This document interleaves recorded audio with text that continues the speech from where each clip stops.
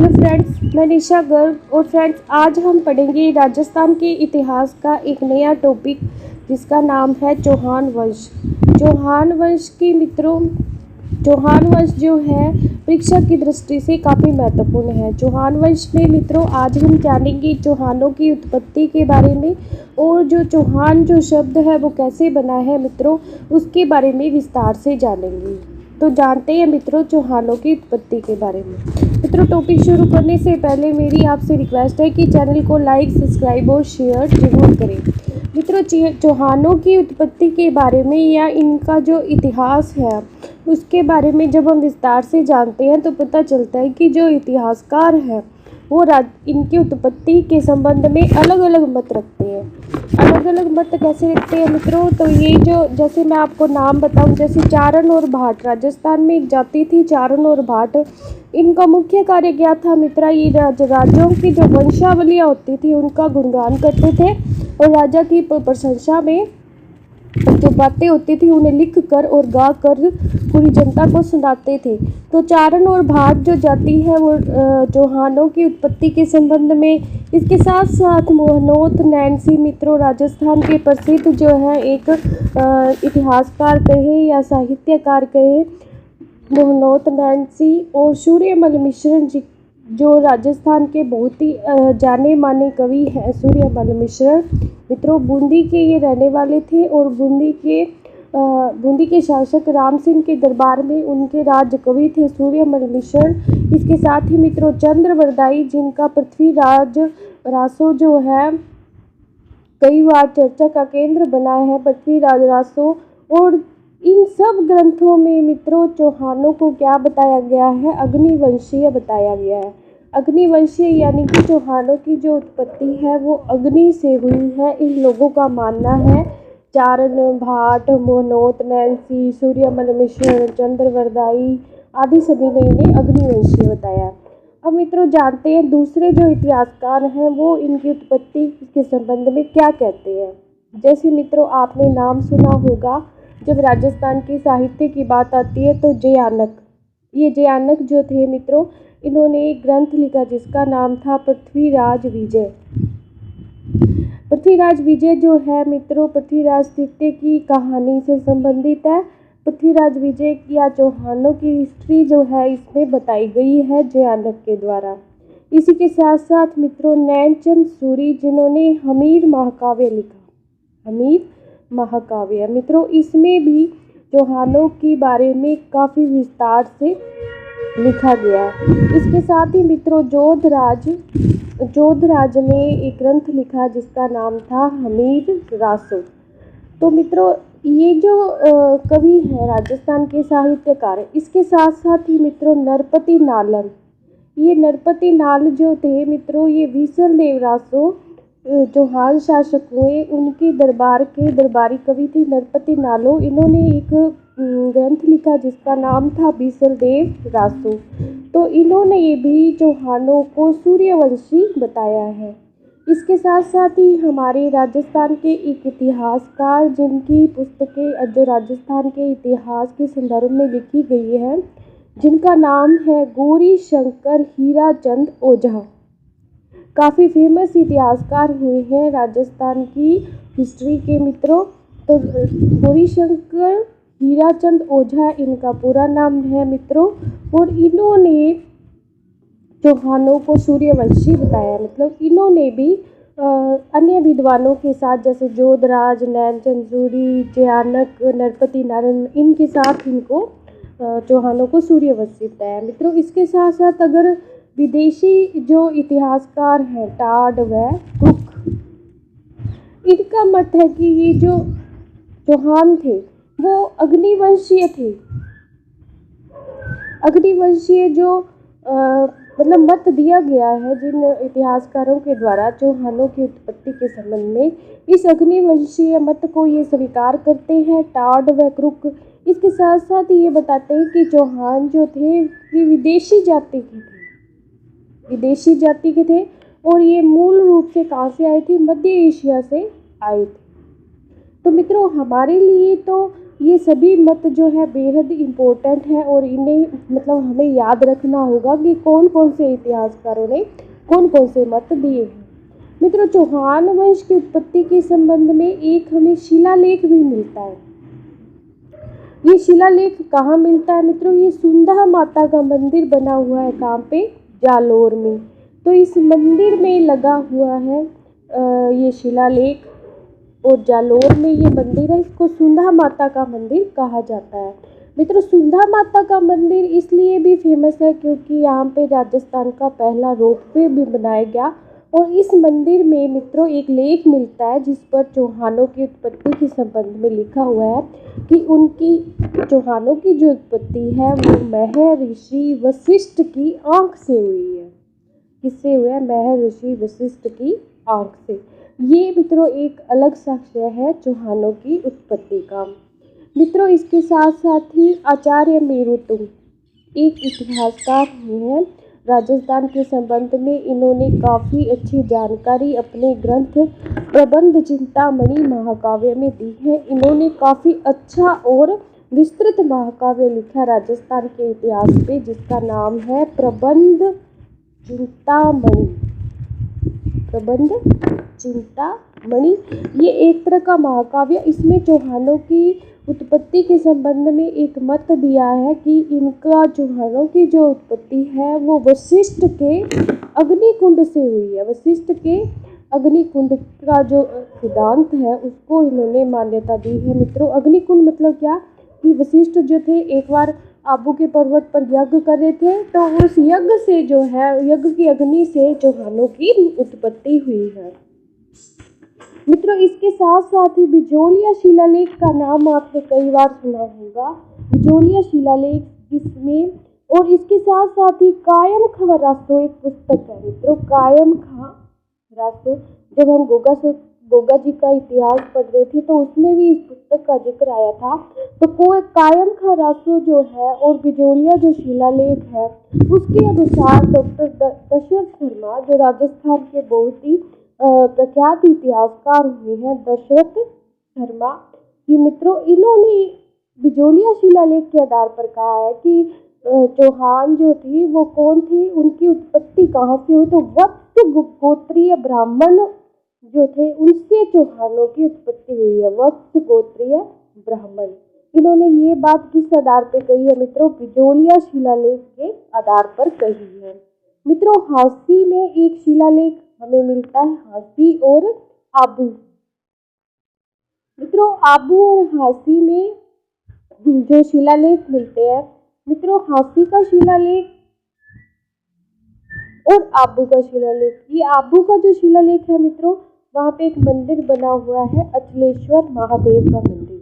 मित्रों, इस मंदिर के बारे में जब मैंने आपको कुंभा पढ़ाया था मेवाड़ की हिस्ट्री के अंतर्गत तो अचलेश्वर महादेव के मंदिर के बारे में आपको विस्तार से बताया था। तो ये दोनों ही जो शिलालेख है ये चौहानों को चंद्रवंशीय बताते हैं। हांसी और आबू का जो शिलालेख है वो चौहानों को क्या बताते हैं मित्रों? चंद्रवंशीय बताते हैं।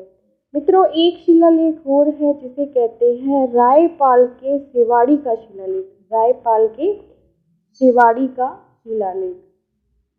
सेवाड़ी का शिलालेख मित्रों ये चौहानों को इंद्र का वंशज बताते हैं। क्या बताते हैं? इंद्र का वंशज बताते हैं और इंद्रवंशी बताते हैं। इनको कौन बताते हैं मित्रों? रेवाड़ी के मतलब रायपाल के सेवाड़ी के शिलालेख। डॉक्टर भंडारकर का नाम भी आपने इतिहासकारों में सुना होगा। तो फ्रेंड्स, डॉक्टर भंडारकर के अनुसार चौहानों की उत्पत्ति जो है वो खज जाति से हुई है। अब मित्रों ये खज जाति जो थी इंडियन थी या विदेशी थी इसके बारे में इन्होंने कुछ भी नहीं बताया कि चौहानों की उत्पत्ति जो है वो इन्होंने एक विशेष प्रकार की जाति का नाम लिया जिसका नाम था खज जाति। तो खज जाति से चौहानों की उत्पत्ति हुई है। ये मत किसने दिया? डॉक्टर भंडारकर ने। मित्रों, पंडित अशोका ने भी चौहानों की उत्पत्ति के संबंध में अपने विचार प्रकट किए। इन्होंने कहा कि सांबर झील, जब मित्रों हम चौहानों का इतिहास पढ़ते हैं तो सांबर झील का नाम मित्रों बार बार आता है। हालांकि सांबर झील जो है मित्रों प्राकृतिक है पूरी तरह से, लेकिन फिर भी इतिहास में जिक्र है कि सांबर झील का जो निर्माण है वो चौहानों के जो आदि पुरुष थे उन्होंने करवाया, और सांबर झील के चारों ओर रहने के कारण इन चौहानों को, जो व्यक्ति रहते थे सांबर झील के चारों ओर, उन्हें क्या कहा गया, चाहुमान कहा गया। और चाहुमान से ही चौहान बना। ये वक्तव्य किसने दिया, पंडित आसोपा ने दिया मित्रों। किसने दिया, पंडित आसोपा ने। मित्रों अब जानते हैं चौहानों के कितने वंश थे और कहाँ कहाँ उसका शासन स्थापित हुआ, कैसे चौहान मतलब एक वंश से इनकी अनेक शाखाएं बन गई। तो मित्रों चौहान वंश जो है उसका जो शुरुआत होती है, इसकी जो सबसे पहली स्थापना होती है वो कहाँ होती है, सांबर में होती है। कहाँ होती है मित्रों, सांबर। सांबर ये वही क्षेत्र है मित्रों, जयपुर, अजमेर और नागौर के आसपास मित्रों 3-4 जिले इसमें सम्मिलित हो जाते हैं। इस क्षेत्र के आसपास का जो क्षेत्र है उसे सांबर कहा जाता है। सांबर में शाकंभरी के चौहान जो है वो सबसे पहले चौहान वंश की नींव डालते हैं। इनको क्या, सांबर में जिसने शासन स्थापित किया चौहान वंश ने, उसको शाकंभरी का चौहान कहते हैं। मित्रों शाकंभरी माता के बारे में भी आपने पढ़ा होगा। राजस्थान की हिस्ट्री में शाकंभरी जो माता है वो चौहानों की कुल देवी के रूप में जानी जाती है। मित्रों सांबर के जो चौहान थे, जो चौहानों का मूल वंश था, उससे 2 चौहानों की शाखा निकलती है। पहली जो शाखा है नाडोल। नाडोल शाखा मित्रों यानी कि पाली में, इसको नाडोल को मित्रों पाली कहा जाता है आजकल, और इसके जो संस्थापक थे नाडोल शाखा के, चौहानों की जो नाडोल शाखा थी उसके संस्थापक थे लक्ष्मण चौहान। अब दूसरी जो शाखा थी मित्रों वो अजमेर के चौहान, जो राजस्थान में चौहानों में सबसे फेमस थे। अजमेर के चौहानों की जो हिस्ट्री है हमारे लिए काफ़ी इम्पोर्टेंट है और हम इसे पूरे विस्तार से पढ़ेंगे मित्रों। तो अजमेर के चौहानों की भी उत्पत्ति शाकंभरी के चौहान से होती है। और मित्रों इसके जो संस्थापक थे वो कौन थे, अजय राज चौहान। कौन थे मित्रों, अजमेर के चौहानों के संस्थापक अजय राज चौहान।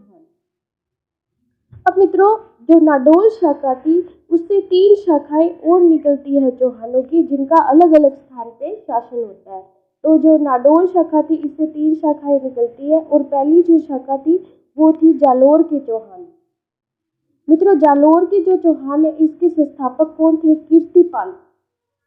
ये कहाँ से मतलब निकले थे, ये नाडोल की जो शाखा थी चौहानों की, वहाँ से ये मतलब 3 शाखाएं और निकलती है। इसके बाद मित्रों सिवाना, सिवाना यानी कि जो बाड़मेर जिले के अंदर जो क्षेत्र था, सिवाना का किला आपने पढ़ा होगा। तो सिवाना के चौहानों की उत्पत्ति भी कहीं से होती है, नाडोल के चौहानों से, और अलग अलग क्षेत्रों में इन्होंने अपना शासन स्थापित कर लिया, जालोर, सिवाना। और मित्रों तीसरा जो इनकी शाखा थी वो थी बूंदी के हाड़ा। हाड़ा राजा जो जिनका शासक था कोटा बूंदी में, और हाड़ा चौहान, बूंदी के हाड़ा चौहान। और इसका जो संस्थापक था मित्रों कौन था, वो था देवा। बूंदी के चौहान जो थे हाड़ा चौहान, इसका संस्थापक देवा था। और सिवाना की जो चौहान थी मित्रों उसके बारे में हिस्ट्री में इनका जो संस्थापक है उसके बारे में कोई भी स्पष्ट जानकारी हमें नहीं मिलती है। इसके बाद मित्रों जालोर के जो चौहान थे, नाडोल शाखा से जो 3 शाखाएं निकली थी उसमें से जो जालोर के चौहानों की जो शाखा थी उससे एक शाखा और निकलती है जो इसको कहते हैं सिरोही के चौहान। और मित्रों सिरोही के जो चौहान है इनका संस्थापक था लुम्बा।